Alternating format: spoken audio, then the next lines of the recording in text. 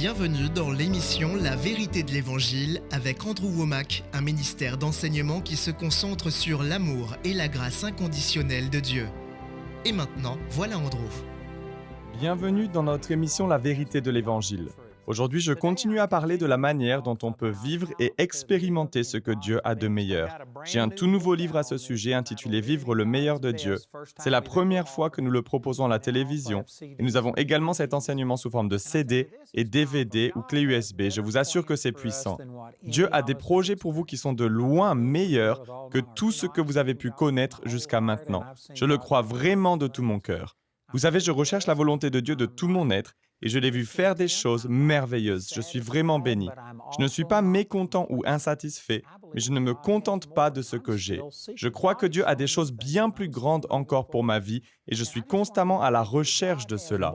Dieu m'a montré beaucoup de choses et je continue à aller de l'avant pour les atteindre. Je veux simplement vous encourager à croire que Dieu a bien plus en réserve pour chacun de vous. Personne, je dis bien personne n'a encore pu épuiser les ressources de Dieu, même ceux d'entre nous qui pensons être à un stade avancé. Je crois qu'il y en a toujours plus à découvrir. Mais vous êtes nombreux à regarder cette émission aujourd'hui et il est important que vous puissiez reconnaître que vous êtes loin de ce que Dieu a de meilleur. Je pense qu'au fond, vous le savez. Vous savez que ce que vous vivez aujourd'hui n'a pas été ordonné par Dieu. Vous savez que vous pouvez expérimenter davantage de joie, de paix, une plus grande prospérité, une meilleure santé, un ministère plus efficace. Malheureusement, nous avons tendance à nous épuiser sur ce tapis roulant où nous avons l'impression que nous devons toujours être occupés et nous sommes tellement absorbés par le quotidien que nous ne prenons jamais le temps de nous poser afin de réfléchir à l'avenir. J'essaie de vous encourager, de vous aider à réaliser que Dieu désire vous voir prospérer. Et c'est à vous d'initier ce changement. C'est la puissance de Dieu, bien sûr, mais il ne l'impose jamais à qui que ce soit. Un des versets que j'ai utilisé au cours de cet enseignement est 2 Chroniques chapitre 16, verset 9, qui dit « Car les yeux de l'Éternel parcourent toute la terre, afin qu'il se montre fort en faveur de ceux qui sont d'un cœur parfait envers lui. » Dieu désire cela, il cherche une personne qui a soif. La première chose à comprendre est que vous ne pouvez pas être satisfait de l'endroit où vous êtes actuellement. Il vous faut pouvoir dire « Je ne vais pas en rester là, je veux aller plus loin, je vais découvrir ce que Dieu a de meilleur. » Après avoir établi cette vérité, j'ai passé plusieurs jours à parler du fait que ce que Dieu a de meilleur n'est pas le miracle, mais la bénédiction. La plupart des gens ne voient pas de différence entre les deux, mais il y en a bien une entre le fait de recevoir de la part de Dieu au travers de la bénédiction ou bien grâce à un miracle. Le miracle est la substitution ou l'interruption des lois naturelles. Et c'est Dieu qui a créé ces lois, donc il ne désire pas les suspendre à moins que vous ne soyez dans une situation de crise. Donc j'ai comparé la bénédiction et le miracle. Le miracle intervient lorsque vous êtes en situation de crise. Si vous vivez de miracle en miracle, cela signifie que vous vivez de crise en crise. À l'inverse, la bénédiction évite la situation de crise. Ensuite, j'ai expliqué lors de notre dernière émission que le miracle est temporaire. Le miracle ne s'installe pas dans le temps, il n'est pas durable. Dans la Bible, le miracle qui a existé le plus longtemps dans la durée est la provision de la manne. Elle a été donnée pendant 40 ans. Nous lisons ensuite dans Josué au chapitre 5 qu'à un moment donné, la manne a cessé d'exister. Et je peux vous garantir que certaines personnes étaient tellement habituées au fait de recevoir leur nourriture de manière miraculeuse qu'elles ont continué à sortir chaque matin pour ramasser la manne alors qu'elle n'était plus là. À partir de ce moment-là, les Israélites ont dû commencer à planter des graines, à semer et récolter, à cueillir les fruits et j'en passe. Et cela leur a demandé des efforts, cependant la bénédiction était bien plus abondante que le miracle. Donc je veux montrer la chose suivante. Une fois que la bénédiction est donnée, elle ne peut jamais être révoquée ou annulée. Dans le livre des Nombres, nous voyons que Balak avait peur que les Israélites viennent conquérir ces terres. Donc il a embauché Balaam, un devin, pour maudire les enfants d'Israël. Je vais essayer de gagner un peu de temps en faisant une synthèse de ce récit qui s'étend du chapitre 22 au chapitre 24 du livre des Nombres. Il y a énormément de choses à apprendre dans ce passage, mais je vais devoir les survoler plus ou moins rapidement. Je prie que vous puissiez comprendre ce que je vais partager avec vous et que ça vous interpelle tellement que vous irez l'étudier par vous-même, car il y a tellement de vérité ici. Je pourrais enseigner pendant des semaines sur ce sujet, mais je vais essayer de tout condenser dans l'émission d'aujourd'hui. Le simple fait que Balak ait fait appel à Balaam pour maudire les enfants d'Israël révèle que les raisonnements de l'époque étaient très différents du courant de pensée actuel. Aujourd'hui, si vous aviez un ennemi qui venait vous vous attaquait, si vous étiez roi et qu'un peuple étranger vous déclarait la guerre, combien d'entre vous chercheraient à embaucher quelqu'un pour les maudire? On se moquerait de ce genre de pratique aujourd'hui en disant c'est insensé. Peu importe ce qu'on dit, ils ont des armes, de l'artillerie et des avions. On ne peut pas les vaincre avec des mots. Cela nous montre que nous sommes tombés bien bas en comparaison des gens de l'époque de la Bible. Il est écrit dans Proverbes au chapitre 18, verset 21, que la langue a pouvoir de vie et de mort, ceux qui aiment parler en goûteront les fruits. On peut lire dans Marc chapitre 11 que Jésus a maudit le figuier. Il s'est contenté de lui parler et le figuier est mort. Les mots sont puissants et les malédictions existent bel et bien. Mais aujourd'hui, on considère cela comme n'étant que de la superstition. Peu importe les paroles qu'une personne prononce. Pour la plupart des gens aujourd'hui, les paroles prononcées ou écrites n'ont que peu de valeur. Si vous avez un bon avocat, vous pouvez rompre un contrat, vous pouvez vous en libérer. Les gens ne sont même plus fidèles à leurs propres paroles. Et dans la pensée occidentale, nous ne donnons pas beaucoup de valeur aux mots et nous ne réalisons pas qu'ils sont puissants. Donc il y a déjà beaucoup à apprendre du simple fait qu'ils ont voulu embaucher Balaam en pensant qu'il suffirait qu'ils maudissent les Israélites pour pouvoir les vaincre. Plus loin dans le passage, on lit que Balaam est allé maudire les Israélites parce qu'il voulait la récompense qui en découlait, l'argent qui lui était proposé. Mais lorsqu'il est arrivé, Dieu a refusé de lui permettre de maudire les Israélites. Il a essayé de prononcer une malédiction à 3 reprises. Il offrait des sacrifices puis se mettait à l'écart en essayant d'obtenir une parole de la part de Dieu afin de pouvoir maudire les Israélites, mais il n'y parvenait pas. La première fois, il était au sommet d'une montagne d'où il pouvait voir tout le peuple d'Israël. Il y avait des millions de personnes en plus du bétail, des tentes et tout le reste. Ils étaient innombrables et finalement Balaam n'a pu que bénir les Israélites au lieu de les maudire. Donc Balak a pensé que le devin avait été impressionné par la multitude et lui a dit « Je vais t'emmener ailleurs et tu ne verras qu'une partie du peuple. Tu ne seras pas accablé par leur nombre et peut-être que depuis cet endroit-là, tu arriveras à les maudire. » Vient ensuite la deuxième bénédiction, tout cela se trouve dans Nombre chapitre 23. Je vais vous lire une partie de ce passage où Balaam, après avoir offert les sacrifices, s'est mis à l'écart pour entendre Dieu. Voici les paroles qu'il a prononcées dans Nombre chapitre 23 au verset 18. « Lève-toi, Balak, écoute, prête-moi l'oreille, fils de Tsippor. Dieu n'est pas un homme pour mentir, ni le fils d'un homme pour revenir sur sa décision. Ce qu'il a dit ne le fera-t-il pas? Ce qu'il a déclaré ne l'accomplira-t-il pas? Voici, j'ai reçu l'ordre de bénir. Il a béni, je ne révoquerai pas sa décision. » Voici l'une des grandes vérités que je désire vous communiquer. On voit ici une différence majeure entre la bénédiction et le miracle. Un miracle est temporaire et il intervient en général sur une période de temps très limitée. Comme lorsque Pierre a marché sur les eaux. Immédiatement après cet incident, l'eau est retournée à son état normal et il n'était plus possible de marcher à la surface par la suite. Lorsque Moïse a séparé la mer Rouge, elle n'est pas restée ainsi divisée. C'était temporaire. Tout miracle est temporaire, mais dès l'instant où la bénédiction est donnée, elle ne peut pas être retirée. Il a béni, je ne révoquerai pas sa décision. Balaam était considéré comme le grand devin de son époque. Ses paroles avaient un poids, une autorité, et s'il y avait quelqu'un qui pouvait prononcer une malédiction efficace, c'était bien lui. Cependant, nous voyons ici qu'il était sans défense face à la bénédiction de Dieu. Car dès l'instant où Dieu bénit, cela ne peut jamais être révoqué. C'est vraiment puissant. Regardez le verset suivant où il est écrit « Il n'aperçoit pas de mal en Jacob, il ne voit pas d'injustice en Israël. L'Éternel son Dieu est avec lui. Chez lui retentit l'acclamation réservée au roi. » Voici un autre aspect merveilleux de la bénédiction. Dieu ne la dispense pas sur la base de votre bonté ou votre sainteté. Il n'aperçoit pas de mal en Jacob, il ne voit pas d'injustice en Israël. Non pas parce qu'il n'y en avait pas, il y avait du mal et de l'injustice. D'ailleurs, dans Exode chapitre 32, vous pouvez lire que le Seigneur était tellement en colère contre Israël qu'il a dit à Moïse « Laisse-moi faire, ma colère va s'enflammer contre eux, je vais faire disparaître ce peuple, tandis que je ferai de toi une grande nation. » Dieu était tellement en colère qu'il allait les détruire. Cependant, lorsqu'un ennemi s'est dressé contre son peuple, il est dit qu'il n'a pas aperçu de mal et qu'il n'a pas vu d'injustice en Israël. La bénédiction de Dieu ne dépend pas de vos performances ou de votre bonté. Et une fois qu'elle est donnée, elle ne peut pas être révoquée. En d'autres mots, une autre façon de le formuler, c'est que la bénédiction est permanente, tandis que le miracle est temporaire. Si Dieu accomplit un miracle, par exemple dans le domaine de la guérison, il vous permettra de surmonter un problème spécifique, mais ce problème pourrait bien ressurgir.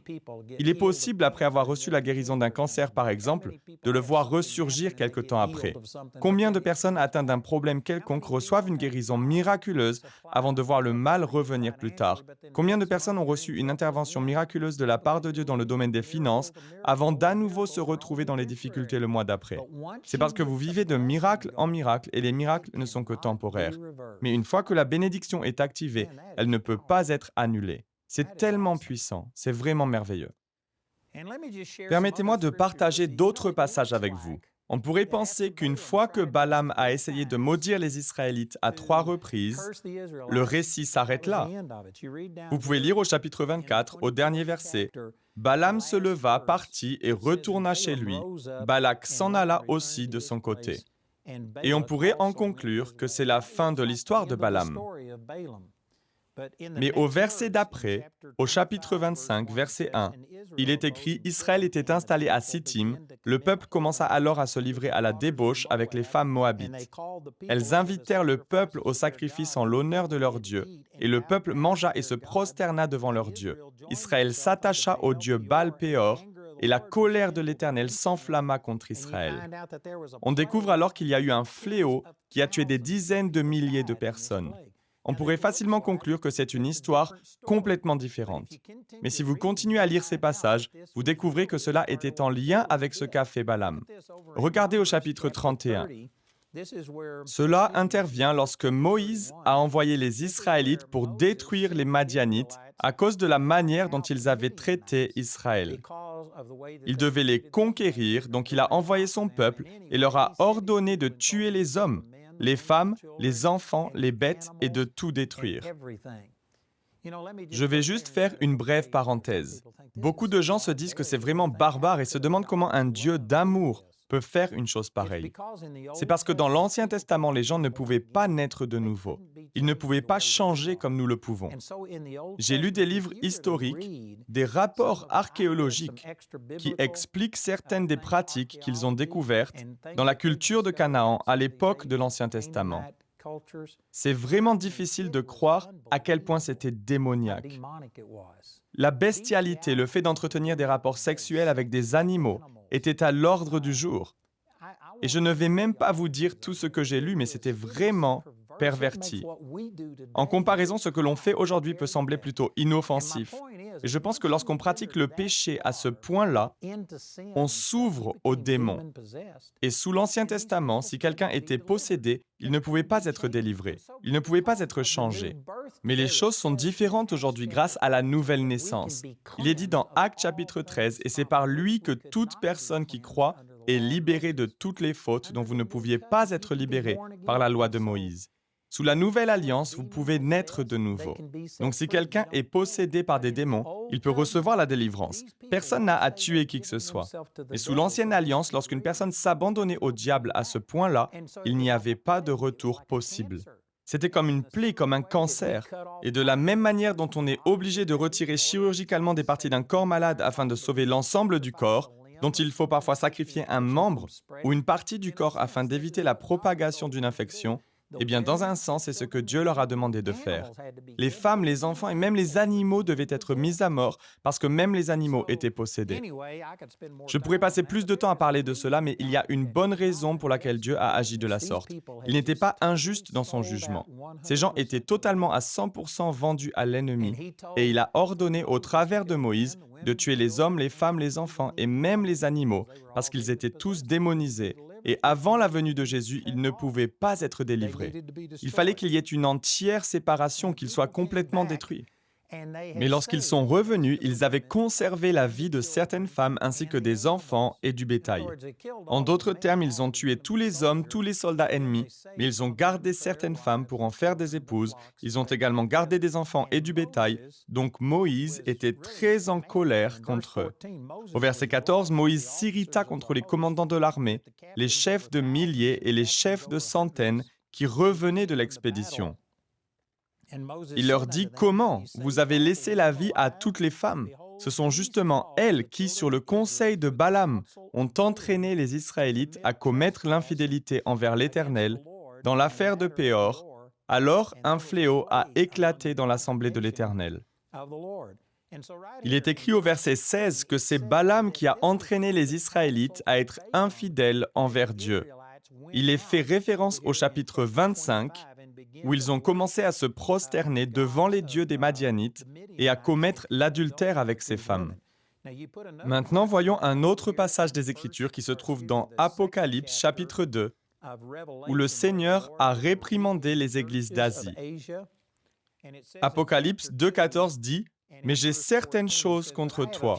Tu as là des gens attachés à la doctrine de Balaam, qui enseignait à Balak à tendre un piège aux Israélites pour qu'ils mangent des viandes sacrifiées aux idoles et se livrent à l'immoralité sexuelle. » Donc si on rapproche ces différents passages, on comprend que l'histoire de Balaam ne s'est pas terminée à la fin de Nombres chapitre 24. Au chapitre 25, ils ont commencé à commettre l'adultère, à se prosterner devant d'autres dieux et à adorer Baal sur le conseil de Balaam. Donc voici ce qui, d'après moi, s'est passé. Balaam a été embauché par Balak afin de maudire les Israélites. Et dans Nombres chapitre 23, il a dit « Dieu a béni, je ne révoquerai pas sa décision. » Balaam ne pouvait pas briser la bénédiction de Dieu. Il ne pouvait pas l'annuler. Mais il savait que la bénédiction doit être reçue par la foi. Donc il a dit à Balak, « Si tu veux maudire les Israélites, tu ne peux pas prononcer toi-même la malédiction. Il faut qu'ils la prononcent eux-mêmes. Il faut qu'ils se détournent de l'alliance qu'ils ont avec Dieu, qu'ils rejettent leur alliance et la bénédiction que Dieu a placée sur eux. Je ne peux pas le faire, le diable ne peut pas le faire non plus. Dieu ne le fera pas. Ils doivent eux-mêmes se disqualifier. Ils doivent eux-mêmes se détourner de la bénédiction.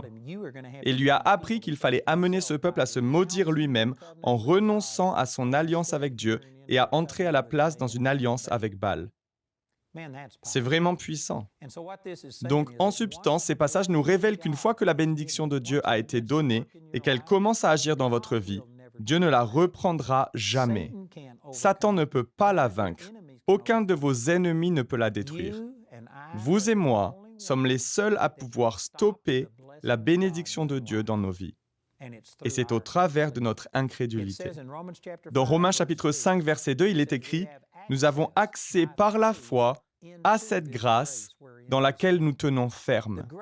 La grâce de Dieu a pourvu à tout. » Rappelez-vous le verset que j'ai utilisé dans Éphésiens chapitre 1, verset 3, qui dit « Béni soit le Dieu et Père de notre Seigneur Jésus-Christ, qui nous a bénis de toute bénédiction spirituelle dans les lieux célestes en Christ. » Il nous a déjà bénis, mais c'est dans les lieux célestes. C'est dans le domaine spirituel. Satan ne peut pas s'en saisir. Dieu ne stoppera jamais cette puissance. Satan n'y a pas accès parce que votre esprit a été scellé par le Saint-Esprit. Vous pouvez le lire dans Éphésiens 1,13. Satan ne peut pas arrêter la bénédiction. Dieu ne l'arrêtera jamais, mais il vous faut y accéder par la foi. Et dès que nous ne sommes plus dans la foi, alors c'est nous qui stoppons la bénédiction de Dieu. C'est ce que j'ai essayé de partager avec vous durant ces 2 dernières semaines. Dieu désire nous bénir. Dieu veut nous faire prospérer. Il veut nous utiliser. Sa volonté est que nos vies soient absolument fabuleuses. Mais dans un sens, c'est à nous de l'initier. Et pour cela, il faut commencer par ne pas se satisfaire et se contenter de moins que ce que Dieu a de meilleur. Il nous faut rechercher et croire à son meilleur. C'est la foi qui active la bénédiction de Dieu dans vos vies. Il vous faut placer votre foi dans la bénédiction de Dieu. Je l'ai dit plusieurs fois ces 2 dernières semaines, mais la plupart d'entre nous nous satisfaisons de moins que ce que Dieu a de meilleur.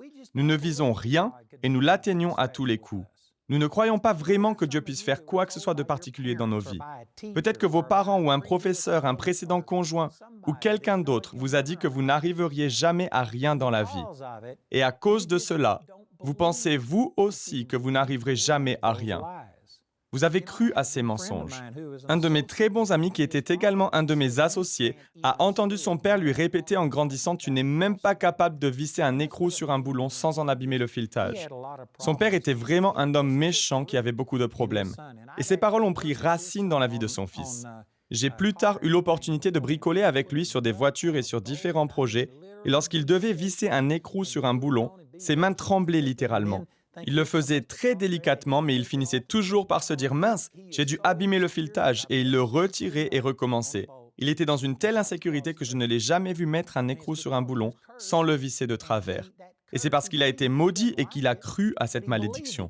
Il n'a pas aimé ses paroles, mais il y a cru. Il les a acceptées et ça l'a empêché de croire qu'il était capable de bien faire certaines choses. Personnellement, je n'ai jamais été très doué en mécanique, je n'ai jamais su faire ce genre de choses. Mais lorsque ma vie a été touchée par le Seigneur, j'ai tout simplement commencé à croire que je peux tout faire par Christ. J'ai commencé à bricoler sur des voitures et le Seigneur m'a aidé et m'a donné de la sagesse. Je me souviens avoir travaillé sur une machine à laver que personne n'avait réussi à réparer. Et Dieu m'a montré comment la faire fonctionner. Une autre fois, j'ai réparé une boîte à musique et je sais que ce ne sont que des petites choses, mais par le passé, je n'aurais pas su réparer quoi que ce soit. J'ai simplement décidé de croire que j'étais béni. Mais j'ai dû y croire pour que ça se réalise dans ma vie. J'ai dû me dépasser et m'étirer. Il m'a fallu commencer à confesser que j'étais capable d'accomplir certaines choses que je n'aurais pas pu accomplir dans le naturel. Par exemple, autrefois, j'étais introverti, j'étais incapable de soutenir le regard de quelqu'un ou même de leur adresser la parole. Et maintenant, je parle à des millions et des millions de personnes à travers mes émissions télévisées. Et il a fallu que je commence à croire que je pouvais y arriver. Dieu m'avait déjà béni, il m'avait dit que j'irais auprès des gens, qu'il m'enverrait, que je serais un prophète pour les nations. C'est tiré de Jérémie chapitre 1. Il a prononcé ses promesses sur ma vie, mais il m'a fallu y croire. La parole de Dieu s'active par la foi et j'y ai cru. Vous avez accès à cette grâce par la foi, Romains 5:2. Et je peux vous dire, frères et sœurs, que le Seigneur a un plan merveilleux pour vos vies, mais vous devez y croire. Dans le cas des Israélites, Satan ne pouvait pas les arrêter. Balak ne pouvait pas les arrêter. Balaam ne pouvait pas les arrêter. Cependant, ils ont eux-mêmes stoppé la bénédiction de Dieu lorsqu'ils ont cessé de croire et ont commencé à adorer d'autres dieux et ainsi de suite. Ils ont empêché la bénédiction d'agir dans leur vie. Et vous êtes le ou la seule à pouvoir arrêter la bénédiction dans votre vie. Rien ne pourra vous arrêter lorsque vous aurez compris la puissance de la bénédiction. Ni la couleur de votre peau, ni votre sexe, ni votre niveau d'éducation, votre apparence physique ou même votre âge. Cependant, vous devez y croire, vous devez l'activer par la foi et vous devez l'entretenir et persévérer par la foi. Si vous tombez dans l'incrédulité, si vous écoutez toutes les voix dans la foule qui vous disent que vous ne pouvez pas y arriver et que vous leur accordez de la valeur, alors c'est vous seul qui arrêtez la bénédiction de Dieu dans votre vie. Tout ce que je viens de dire est vraiment énorme. Et j'ai encore beaucoup de choses à partager à ce sujet. J'ai posé les fondements et nous allons maintenant pouvoir aborder certains principes qui pourront vraiment faire toute la différence dans votre vie. Je vous rappelle que j'ai ce tout nouvel ouvrage, il est intitulé « Vivre le meilleur de Dieu ». Il est très récent. Nous proposons également cette série sous d'autres formes comme le DVD, le CD et la clé USB. Je vous assure que ces vérités ont le potentiel de changer votre vie. Donc écoutez notre annonceur, il vous donnera plus d'informations sur la manière de vous procurer ces ressources. Je vous encourage à écouter. Appelez-nous ou écrivez-nous aujourd'hui. Commandez ces ressources et rejoignez-moi pour la prochaine émission dans laquelle je vais continuer à enseigner sur le fait de vivre le meilleur de Dieu. Le programme d'aujourd'hui fait partie de la série « Vivre le meilleur de Dieu ». Nous espérons que ce message vous a béni. Notre ligne téléphonique est ouverte aux heures indiquées à l'écran. Appelez-nous si vous avez des questions sur ce programme, si vous avez besoin de prière ou si vous désirez commander l'un de nos enseignements. Vous pouvez nous contacter au numéro qui s'affiche à l'écran. Ce programme a été rendu possible grâce au soutien financier de nos partenaires. Si vous souhaitez devenir partenaire, vous pouvez le faire en appelant ces numéros. Nous vous proposons un livre sur le même sujet que l'émission d'aujourd'hui, intitulé « Vivre le meilleur de Dieu » que vous pouvez vous procurer pour 17 €. Les 30 émissions de cette série sont disponibles en DVD pour 22 €. Vous pouvez également vous les procurer en CD pour la somme de 15 €. Si vous commandez les 2 albums, CD et DVD de manière simultanée, le prix de l'ensemble baisse à 30 €. Vous pouvez aussi opter pour les fichiers audio MP3 et vidéo MP4 sur clé USB pour 24 €. Le guide d'études est pour l'instant seulement disponible en anglais. Il inclut le contenu du livre ainsi que des questions en rapport avec chaque sujet abordé afin d'étudier seul ou en groupe. Pour tous nos téléspectateurs qui se trouvent en dehors de l'Europe, tous les produits que nous vous présentons sont disponibles grâce à nos bureaux dans votre région. Vous pouvez les contacter grâce aux détails qui s'affichent sur votre écran afin de connaître le prix dans leur monnaie locale. Andrew a à cœur que chacun puisse écouter ou regarder ce programme à sa convenance et puisse le partager avec d'autres. Si vous ne pouvez pas vous permettre d'acheter cette série, nous vous enverrons un lien afin de télécharger gratuitement l'enseignement de cette semaine en version audio MP3. Pour cela, il suffit de nous appeler. Notez que vous ne pouvez profiter de cette offre qu'en appelant notre ligne téléphonique. Vous pouvez nous appeler dès maintenant au numéro qui s'affiche sur votre écran. Nous nous ferons un plaisir de répondre à vos questions, de prier avec vous ou de vous aider à commander l'un de nos enseignements. Notre ligne sera ouverte pendant les heures indiquées à l'écran. Toutes les ressources d'Andrew en français se trouvent dans les boutiques en ligne des sites internet de nos bureaux affichés à l'écran. Nous espérons avoir de vos nouvelles aujourd'hui. La prochaine fois dans la vérité de l'Évangile. À l'école, j'ai appris que l'eau coule toujours vers le niveau le plus bas. Et c'est ainsi que sont la plupart des gens. Ils gravitent vers le niveau le plus bas. Quel est le minimum requis pour me permettre de m'en sortir ? Tant que vous aurez cette attitude, vous ne connaîtrez jamais ce que Dieu a de meilleur. Vous devez vous saisir et vous approprier ce qu'il y a de meilleur. Donc nous avons déjà parlé de cela et la semaine dernière, j'ai expliqué la différence entre le fait de recevoir de la part de Dieu au travers d'un miracle ou bien au travers de la bénédiction. Et la plupart des gens n'ont jamais pris le temps de réfléchir à cela. Si vous avez manqué une partie de cet enseignement, je vous encourage à revenir en arrière. Mais pour résumer, j'ai soulevé 3 points principaux. D'abord, il faut savoir que le miracle est la substitution ou l'interruption des lois naturelles que Dieu a créées. Lorsqu'il a créé les cieux et la terre, il a dit que c'était bon. Et ensuite, il a dit que c'était très bon. À mon sens, c'est vraiment un euphémisme. Dieu a créé toutes les lois naturelles et cet univers afin qu'il soit à notre service et à notre bénéfice, à notre avantage. Dieu ne substitue pas ces lois à moins qu'il y ait une situation de crise. La personne qui vit de miracle en miracle, qui bénéficie de la substitution ou de l'interruption des lois naturelles, vit également de crise en crise. Vous devez vous trouver en situation de crise avant de recevoir un miracle. Mais la bénédiction de Dieu évite les crises. Alors que choisissez-vous ? Est-ce que vous préférez vivre à votre manière en enfreignant les lois naturelles et spirituelles que Dieu a établies et rechercher le miracle qui va vous permettre de vous en sortir seulement lorsque vous êtes dans une situation de crise? Ou bien préférez-vous marcher dans la bénédiction de Dieu afin d'éviter les crises, sans avoir besoin d'un miracle? Les miracles sont merveilleux lorsque vous êtes en difficulté et que vous en avez besoin. Ce n'est pas mal en soi. Ce que je dis, c'est qu'il y a quelque chose de meilleur. Je parle du fait de vivre le meilleur de Dieu.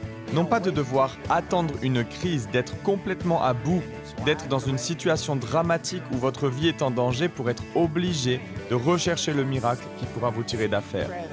Voici une autre manière de le formuler. Qu'est-ce que vous préférez? Recevoir un miracle lorsque vous êtes sur un lit d'hôpital? Recevoir une guérison miraculeuse lorsque vous êtes sur le point de rendre l'âme? Ou apprendre à vivre en bonne santé? Si vous vous trouvez dans une situation désespérée, il n'y a vraiment rien de mal au miracle. Mais selon moi, il est de loin préférable d'apprendre à ne pas tomber malade, à vivre dans la santé divine. Rejoignez-nous pour plus d'émissions La vérité de l'Évangile.